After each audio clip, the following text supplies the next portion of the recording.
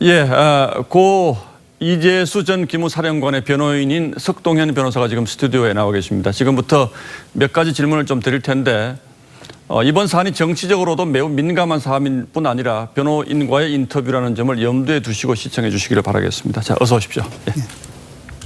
자, 이번 사태를 두고 현 정부의 무리한 적폐 수사의 결과다 이렇게 말씀하시는 분들도 있고 또 그렇게 주장하는 것이야말로 정치적인 관점, 그러니까 정치 공세다라고 반론을 제기하시는 분들도 있는데 어떻게 보시는지요? 예, 뭐 큰 틀에서는 지난 2년 동안 좀 계속되고 있는 예. 소위 전 정부에서 있었던 일 또는 전 정부 공직자들에 대한 예. 좀 적폐 몰이식 소위 적폐 청산 수사가 좀 영향을 좀 미쳤다고 그렇게 봐야 할 것 같습니다. 예. 그런데 이제 유서도 이제 공개가 됐고요.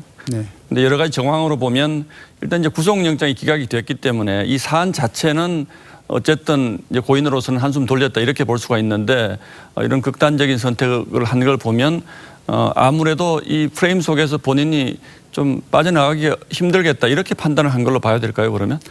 이 전 사령관은 이제 자신에 대해서 요 며칠간 이루어진 수사나 예. 그 수사와 관련된 일에 대한 불만과 울분으로 이런 일이 생긴 것이 아니라고 저는 봅니다. 일시적으로 그렇게 된 것은 아니다. 아니고 예. 자신이 사령관으로 있던 그 기무사의 그 정당한 본연의 임무 수행에 대해서 지난 예. 7월부터 대통령의 지시로 예. 군 특별 수사가 시작이 되고 해서 자신의 하급자였던 지금 장성들이 지금 네. 몇 달째 좀 조사를 받고 재판을 받고 있지 않습니까? 예. 그 전 기간이 결국 자신이 조사받고 자신의 일에 대해서 범죄 취급당하는 것에 대한 그런 울분과 분노, 군이 매도당하고 이렇게 나쁜 평가를 받는 것에 대한 그런 분노심 속에서 이러한 일이 일어났다 이렇게 봐야 될 것입니다. 그럼 이번 사건의 발단이 된 이를테면 민간인 사찰 이 부분은 뭐 군의 본연의 임무를 하신 것이다 이렇게 보고 있었던 건가요?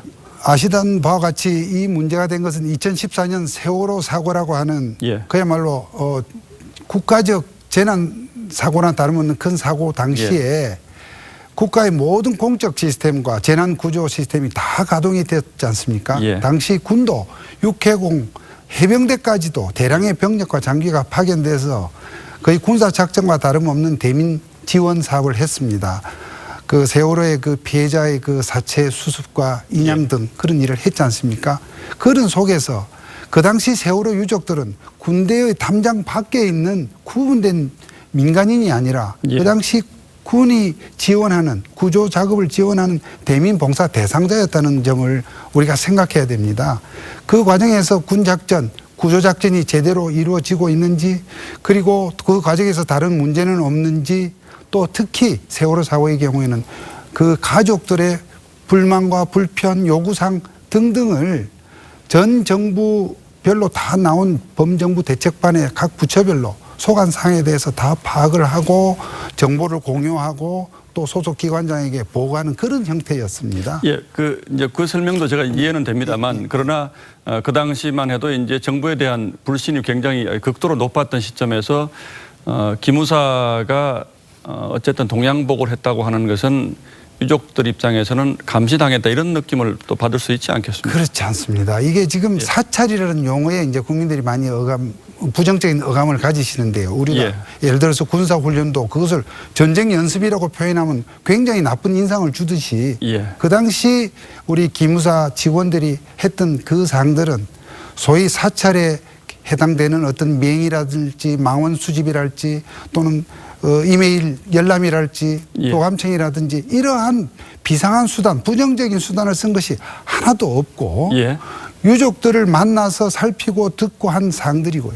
그 사항을 보고하는 과정에서 또 그 어떤 정책 보고나 나름대로의 어떤 방안을 제시한 그런 부분들을 이를테면 유족들을 감시했다고 하는 점에 대해서는 그 당사자들이 전혀 그렇지 않았다 하는 그런 속에서 우리 이 전 사령관도 그러한 활동들이 왜 이렇게 사찰이라는 이름으로 낙인 지어지고 마치 잘못된 행위를 한 양 이렇게 되는 것에 대해서 또 그것이 전체로 군 이미지에 아주 나쁜 영향 국민들로부터 그런 평가를 받는 것을 안타까워했습니다. 예, 그 최근 이제 조금 이제 좀 질문을 다른 방향으로 좀 가보겠습니다. 최근 언론 보도랄지 이런 것들을 보면 이제 검찰 수사에 대한 문제 제기를 많이 하는데 이제 정작 유서에서는 뭐 검찰에 대해서는 뭐 미안하다 그럽니까 뭐 이런 표현도 좀 하셨고 그래서 그러나 어쨌든 이런 얘기가 나올 때마다 이제 별건 수사 얘기가 또 나오지 않습니까? 우리 석 변호사님도 검찰 출신이신데 그렇습니다. 어떻게 보십니까?